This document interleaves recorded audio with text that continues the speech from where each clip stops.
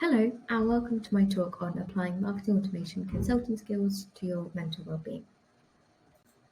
Firstly, thank you to our sponsors and to all of the organisers at Pakistan Dreaming. Really excited to be taking part this year, and a lot of work has gone into this, so thank you for making it all happen and connecting the global community. So a little bit about me. So my name is Sophia Garibu. I'm a senior Salesforce consultant, and I've been working in the consulting space for a number of years now. In the last few years, I've tended to specialise around the non-profit and education sector as well. And I actually started out my journey in the higher education space. So I started using Salesforce as an end user, and I moved into consulting about 2016. I worked on a range of projects throughout that consulting time, different industries, and as I mentioned, I've now focused mostly on the non-profit space. I am based in London, and I'm one of the co-leaders of the Pardot London user group. I know a lot of our audience out in Pakistan joined us over the lockdown period when we were doing a lot of virtual sessions. So hi to any of you that I met over that course period of time. It was really nice to welcome people from across the globe to the Pardot London sessions. We had incredibly high turnout throughout the sort of lockdown period in the UK, and a lot of our content is now on our YouTube channel as well, so you can find that by searching Pardot London. All of our sessions from that period are all on the YouTube channel, and at the moment we're not recording our in-person sessions, but there is a view to kind of pick that up and put more content out there when we can. I am 9 times certified. I'm a mental health first aider, and that kind of happened as a result of my passion for mental wellbeing, especially in the workspace setting, and looking to understand a bit more about how I can support my peers. That has really been a springboard for wanting to learn more and opening up the conversation within the Salesforce space. I'm 9 times certified across various clouds. As I mentioned, my sort of specialist areas are the non-profit space, but I have also specialised around Pardot and Marketing Cloud as well, having come from a marketing background in higher ed. In my spare time, I'm really passionate about sewing and crafting in general, so I do a lot of volunteer work with some local charities, kind of teaching people how to sew, repair clothes, and that kind of brings together some of my passions around crafting, charities, and also sustainability. So if you've got any ideas or tips on altering or adjusting clothes, let me know. I'm quite short, I'm only 4'11", so quite often when I buy clothes I need to alter them as well. So that's a bit about me. As I mentioned, I'm now a senior Salesforce consultant, working at Pardot London user group, and as a result of conversations there, this is how I've come on to being interested in these topics. So why this talk? Well, as I mentioned, this is an evolving theme that I'm exploring. I've been kind of exploring that through a survey that I ran with Salesforce Ben, some talks that I've done at various user groups and meetups, and also ongoing conversations within this space. So I've had a lot of people reach out to me on LinkedIn to continue talking about this. I've been inspired by other people's talks as well, and I think that kind of bridging our skill gap and understanding where our skills outside of consulting can help us and vice versa is really interesting to me. So there's this concept called micro mastery. I've put an image there of the book that I've read. I will link it in the resources later on. But this is the idea of developing expertise in one area to support learning in others as well. So it's really the idea of like learning lots of small skills and building on them. And I think as consultants, we do that all the time. As somebody who's got lots of hobbies, this is something I find really resonates with me. And I think it's something that we can use to kind of apply skills that we've learned in one place to somewhere else. So what I've found over the course of this journey around mental wellbeing and improving people's mental health is realizing that a lot of the skills we have as consultants, definitely for me personally, can be applied to mental wellbeing as well. And I think you find that across lots of different disciplines, that the skills you learn in one thing can help you in others, and actually being multi-talented or having different interests helps each of those grow. Specifically for this talk, what I found interesting was that in Pakistan, there's only around 0.4% of the national budget that is allocated towards mental health. There are a lot of voices out there, again, I'm going to link them in the resources later on, which talk about the different ways in which mental health is improving in Pakistan. And I think definitely something that I find within the British Asian community is that there is still a lot of stigma around it. We're making good progress in unpicking that and supporting people in the ways that are relevant to them. But there's definitely a distinction between cultures in how we not only recognise mental health, but also talk about it and look to improve it. So I think that is an important thing to think about as we go through this talk. What I've done is I've aimed to keep these quite global in terms of the tips. We've got quite a global audience here today, but also being mindful of the fact that different cultures have different approaches to mental health, and our situations in different countries can be very different based on things like government spending and the help available. So I'm quite conscious of that. I would love to hear more from you, to hear people's experiences. So please do pop that in the chat. This is a pre-recorded session because I'm currently on a train, so I will be joining in the chat and I'll get back to you as much as I can. If for any reason I have any sort of Wi-Fi or connection issues, then I would love to carry on this conversation on LinkedIn. Please feel free to DM me. So kind of to get started, really, this is what works for me. I've talked about this pretty extensively so far in my talks at London's Calling, at user groups, and there's also a blog post out on Salesforce Ben, which pulls together the findings from a survey that I did.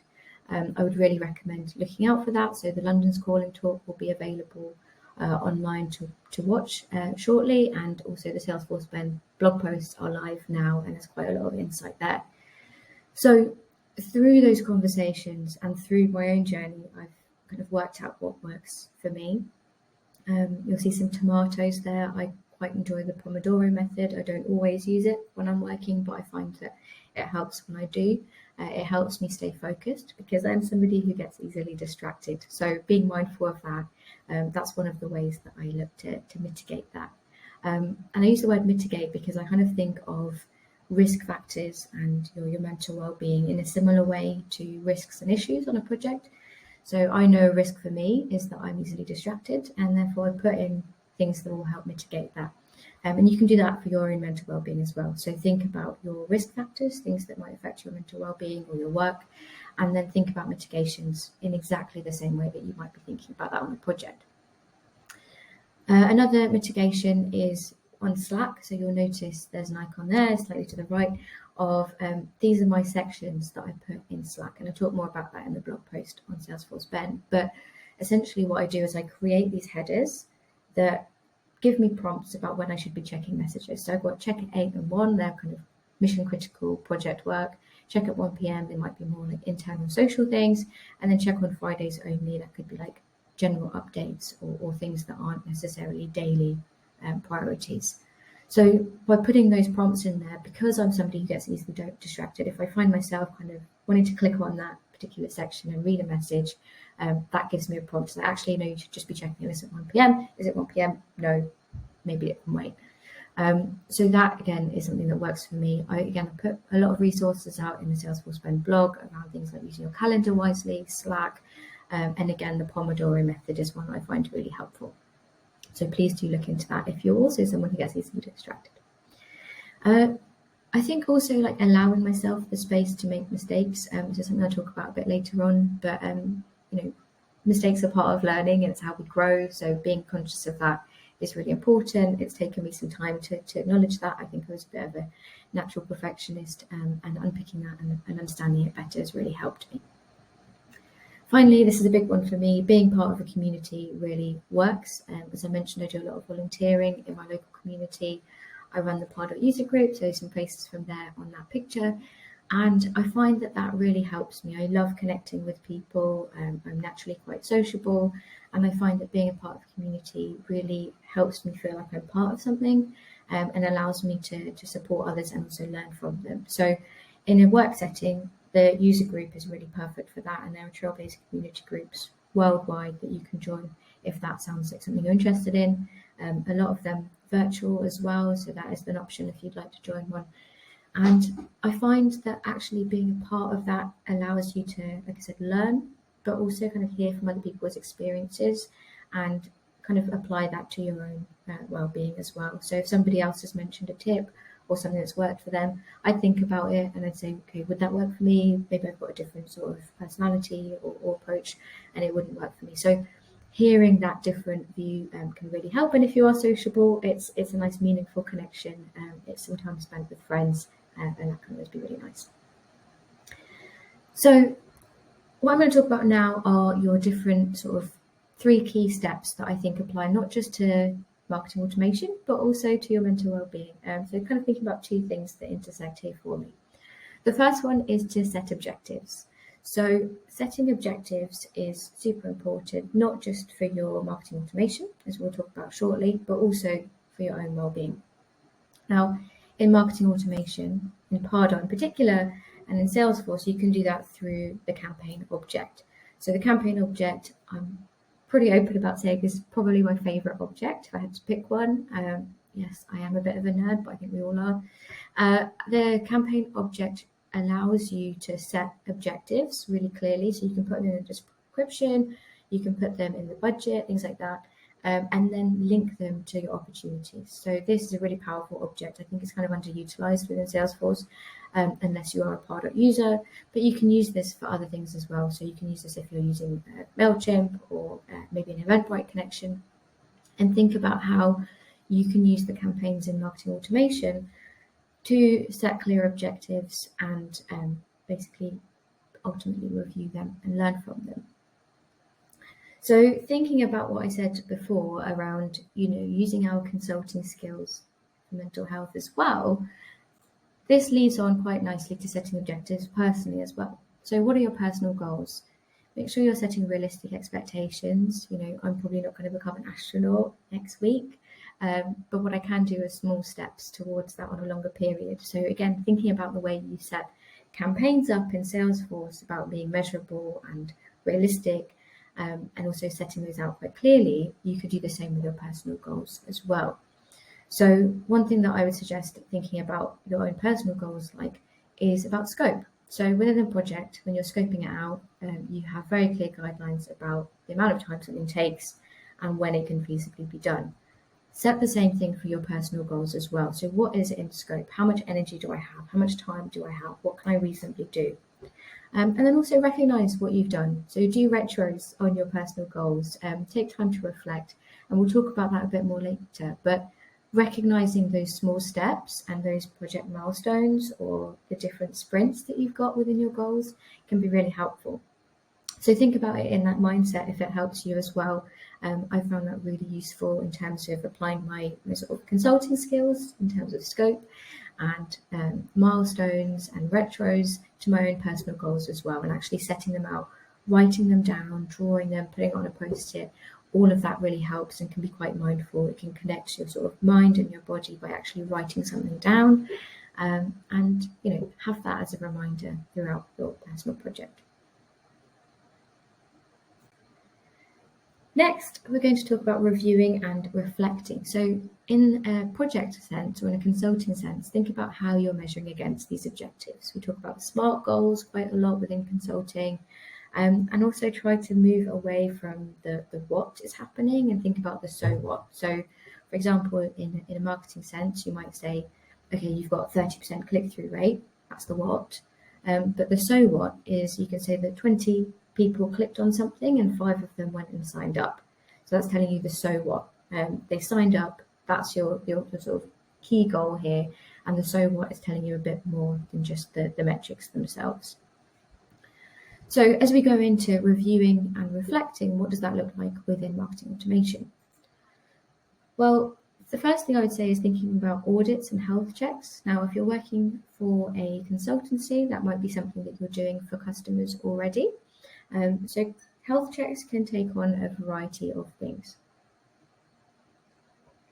There is health check functionality built into Salesforce, especially if you're using things like NPSP. But within Pardot, I would really recommend a video that came about as a result of those virtual sessions that I mentioned. If you have a look on our YouTube channel, there's a really good talk there, along with the slides, which talks through exactly how you might run a Pardot health check, and I think that's incredibly helpful. So there's a lot of resource out there. There's also a lot of blog posts around keeping your org healthy and keeping marketing automation healthy. But I would say as a good start point, review your campaign results, see if they're aligned to what you were looking to do, and kind of look at it with an open mind, because sometimes what you think is the right answer might not be. So kind of looking at the whole picture and really understanding what's going on with your campaign. Why is the click-through rate this? Why are people viewing the form but not submitting it? Those sorts of questions, asking why and so what, can really help. Review your automations. So within Pardot, you'll notice that there are a lot of automation reports. So you can look at the sort of reporting around your engagement programs or around your automation rules and understand who is going through them, make sure they're the right people, and check that your behavior is happening as expected. Pardot will also send you inactive automation reports. So that will go through to the designated email address that's in your Pardot settings. And reviewing that on a regular basis can be helpful, because if there are things which have been active for a long time that you're not necessarily using, or maybe somebody created as a test, you might want to go and clean those up. Make it a habit as well, so become familiar with running health checks, and I would say schedule them quite regularly. So in the same way that you might do a sprint retro, if you're working on going with a client, or if you're an admin yourself, then make sure you've got regular health checks planned in. I would say do them monthly if you can, but if time constraint, or if you're dealing with a really complex org, maybe every 3 months and you set aside an entire day to do that. So think about what is realistic for you that can be done on a regular basis, and try to build it into your practice. Kind of aligning it to releases can be really helpful as well, because you might find with a new release there are new things to review as well.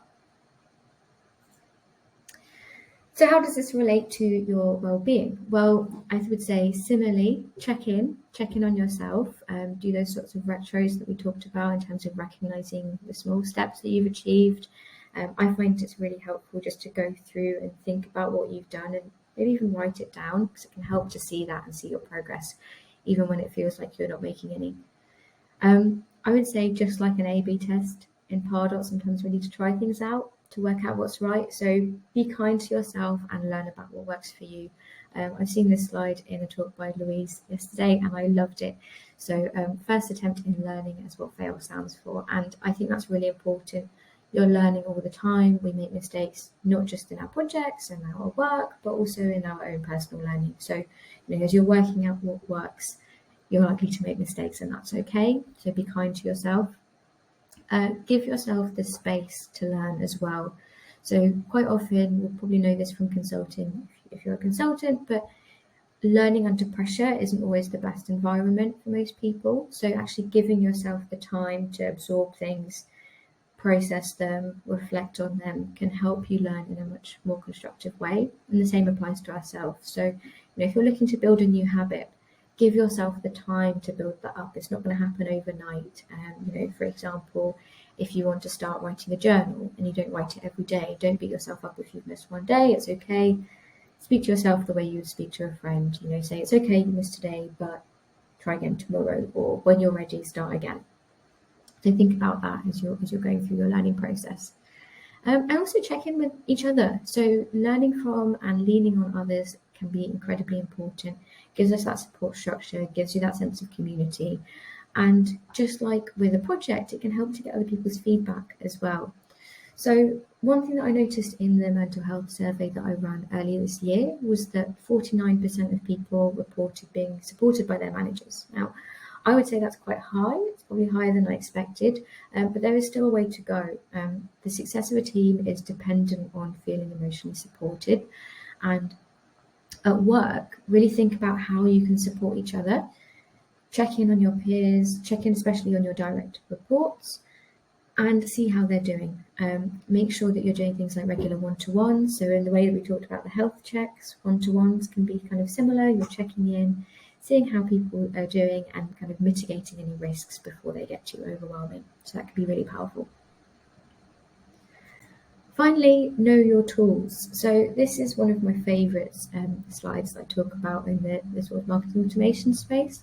There are so many free tools out there, and a lot of them are just as good, maybe even better than some of the paid for versions out there. So when you're using tools like Pardot, that's not going to necessarily be your only tool. You might have another tool to design your graphics. You might have another tool where you're kind of playing around with GIFs to put into your content. So thinking about the different tools available to you can be really helpful to elevate what you're doing already with your marketing automation. Ultimately, as much as it covers lots of things, it's not always going to cover every single thing you need. So understanding the tools available can really help. Now, in the same way, for your well-being, there are lots of tools available. And again, I've selected some free resources here, but reading, researching and finding the tools that work for you can be really helpful. So I've mentioned the Pomodoro tool before. That is a method of working within 30-minute time blocks and then taking a break. I've been able to find a tool, it's called Tomato Timer online, which is just an online page which allows you to set up tasks and work in the Pomodoro method. So that's a tool that I find really works for me. I've got it pinned on my Chrome tabs and I use it quite a lot. So knowing your tools is really helpful.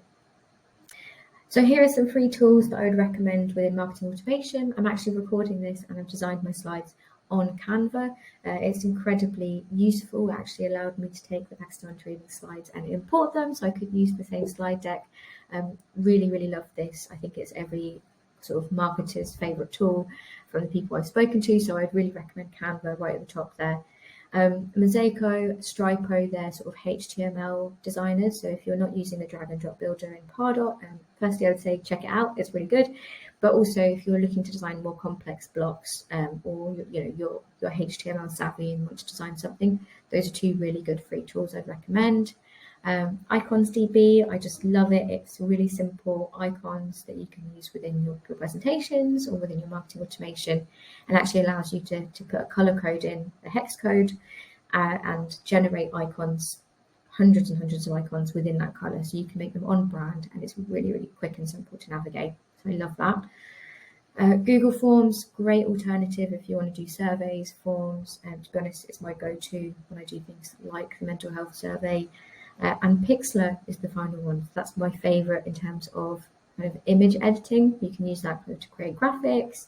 You can use it to create grids or collages.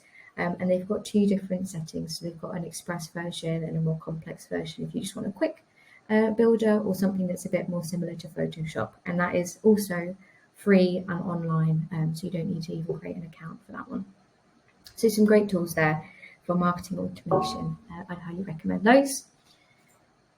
Next, I've got some free tools on mental wellbeing. So again, as I mentioned at the beginning of the talk, I really wanted to focus on some issues and some resources that are specific to the Pakistani community.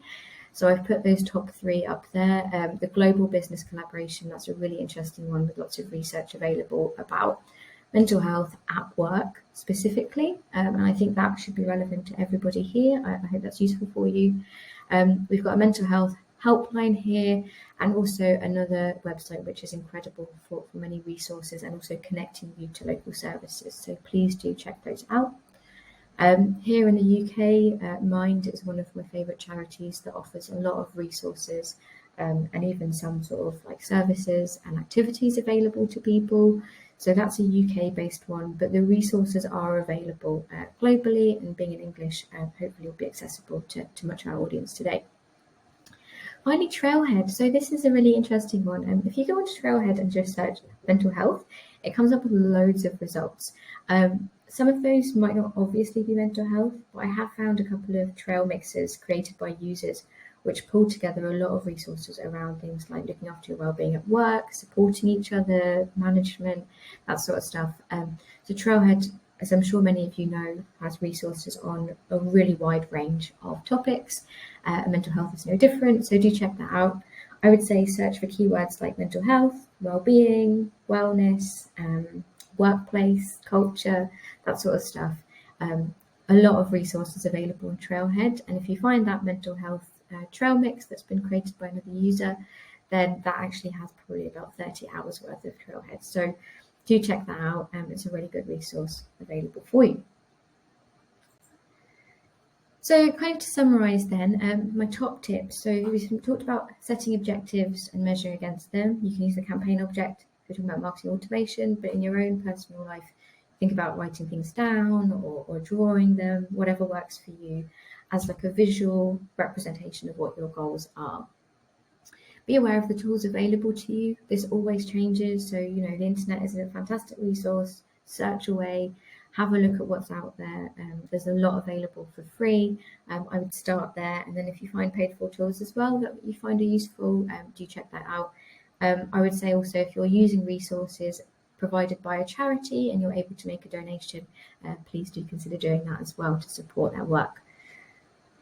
Collaborate with your peers, so not only in your work, but also as part of your own personal journey. Collaboration, trailblazing community groups, all great ways to connect and learn. Take regular breaks and maintain boundaries, so things like Slack or your calendar, in your sort of mail settings, all of that can be really good ways to schedule breaks in and make sure you're giving yourself the correct amount of space and time to learn. So just like on a project where you kind of plan your sprints, plan your project scope, think about that in terms of your mental well-being as well. So make sure you're giving yourself the right amount of time. And allow yourself the time to make mistakes and learn. So reflect on the lessons learned, be kind to yourself, and realise that it's all part of an ongoing journey that can take time. So thank you so much for joining me. I'm going to leave you with a few further reading recommendations. So there's a really great blog post available there, which is linked here, and I think the slides will be shared with you, so I can pop the links in the chat later on, or share them with the organisers. A book called Micro Mastery is the one I mentioned about using your skills, learning something that seems small but can help you learn other things. I love this concept. It's something I'm really passionate about. And there's some research available by the British Asian Trust, which talks about mental wellbeing in Pakistan and things that are being done to develop it. So I think that's super interesting. Really helped me as I look to learn more. Thank you. So what I would say is, finally, you can click through. If the link isn't available to you in the slides, then I will share that with you shortly. And if you would like to connect with me on LinkedIn, you can search for me, so Sophia Garibu, as you can see on the presentation here, and I suspect it'll be quite easy to find my name. So please do connect with me on LinkedIn. The link is here on the slide deck, and feel free to connect. I'd love to keep talking about this as well. Quick shout out as well to the Pardashian Slack channel. So this is something that's available to join. Again, if you search for Pardashians or connect with me to ask, this is a Slack community for particularly for Pardot users and for people looking to learn about Pardot. If you would like to join that to talk about marketing automation, please do reach out, and I'd be happy to chat more about mental wellbeing there as well. Thank you so much. Enjoy the rest of your day, and thank you for having me.